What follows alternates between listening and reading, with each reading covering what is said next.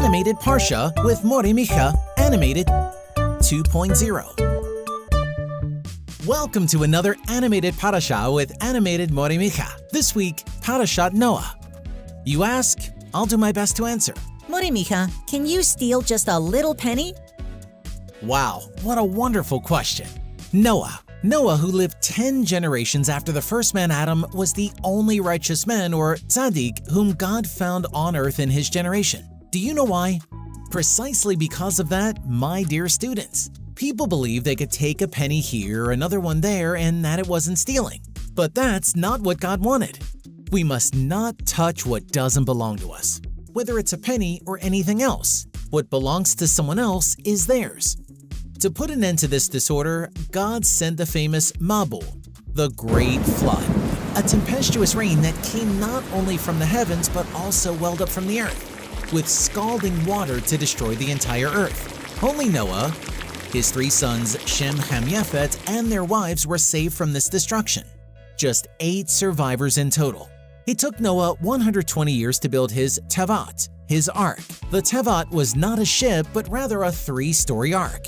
Noah gathered all the large woods he could find and built his Tevat, with 3 stories. The first floor for waste, the second for the animals, and the third for his family, himself, his sons, his wife, and his sons' wives. Noah built a little room for each animal, 2 of each species, a male and a female. Only the animals that were pure for offerings. Noah brought 7 males and 7 females to serve as an offering to the Creator after the flood. Folks, it rained non-stop for 40 days and 40 nights, and it took 150 days for the waters to recede from the abyss. The scalding water caused the Tevat to float up to 15 cubits, which is about 7 meters above the highest mountains on our planet. Just imagine how much water and destruction there was.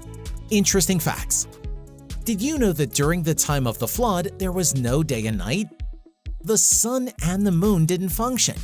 So how did Noah know when it was day and when it was night? There was a special stone inside the Tevat which would shine brighter and dimmer. When it shone brightly, Noah knew it was nighttime. When it was dimmer, he knew it was daytime. During the flood, Noah went down to the 2nd floor and he gave each animal its respective food. You know that every animal has its preferred food. One day, when Noah was late with the lion's food, the lion bit his leg.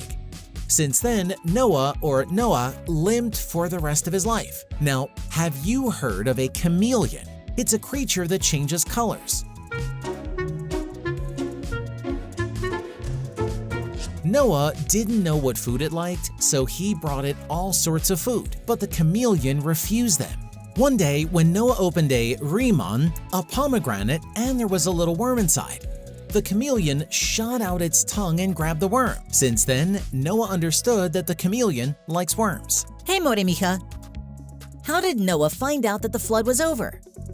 Well done. Now, Noah sent the raven, but the raven didn't want to leave its partner, so it quickly returned to the Tevat. Then, after a week, Noah sent the Yonah, a dove. The first time the Yonah flew out through the window of the Tevat, it came back. Noah understood that there still wasn't a place for it to land, so he waited another week and sent the Yonah again. This time, the Yonah returned with a small piece of olive branch dipped in oil. Noah then realized that the waters of the flood were beginning to recede. He waited another week and sent the Yonah for the 3rd time, and it didn't return. Noah understood that the waters of the flood had dried up. When Noah opened the Tevat, he saw that the world was destroyed, and only he, his family, and the animals he had saved remained. Micha, I'm scared. Do you think God will destroy the world again? Don't be afraid. In our Parasha, it is written that God will never again destroy the world. The sign for this is the rainbow. The rainbow may be a beautiful sight in the sky, but it is a sign that God is angry with the world and wants to send another flood. However, he remembers the covenant he made with Noah, promising never to destroy the world again. God may send a tsunami or an earthquake to destroy a city or a country, but destroying the entire world? Never. The rainbow is a sign. When we see a rainbow, we should think about improving our behavior. We also say the rainbow blessing. Baruch ata Hashem, Elokeinu melech haolam, zocher haberit. Blessed are you, Lord our God, King of the universe, who remembers the covenant. What covenant? The covenant he made with Noah, that he will never again destroy the world.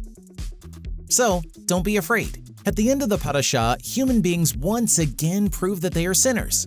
A new world forms with Noah's family, his children, grandchildren, and great-grandchildren. So when the world becomes heavily populated, humans think that God will destroy the world again. So what do? They gather and say, "Let's build a tower and wage war against God." How foolish! Is it possible to wage war against God? Obviously not. So what does God do to prevent humans from making this mistake? God descends, sees what they are doing, and changes their languages. Until then, there was only one language spoken in the world, Lashon Kodesh, the sacred language of the Torah, Hebrew. God then changed the languages. Some began speaking Chinese, others Japanese, some Portuguese, and others English. When one asked for a hammer, another handed over a screw, and when one asked for a drill, the other handed over cement. They no longer understood each other, and so they quarreled and started to spread across different nations and languages. That's why to this day, each country has its own language and culture. This all began way back, as I'm telling you, in Parashat Noah. So tell me, which sin is worse? Is it the one from the beginning of Parashat Noah, where people stole a penny from each other? Or is it the sin where human beings united against God? The important message of Parashat Noach is that it's worse when humans are divided. In fact, God wiped out humanity during the flood because one person stole from another. But when they united against God, the punishment was separation. This teaches us that God prefers unity. Even if we wage war against God, it's a worse sin when humans are divided. So tell me in the comments what you think of this teaching. And don't forget to subscribe to the channel and leave your like. And that concludes the Animated Parashá with Animated Micha. Don't forget to share the Parashá in your home, with your family, and of course, at the Shabbat table. See you! The Animated Parashá with Micha Animated 2.0.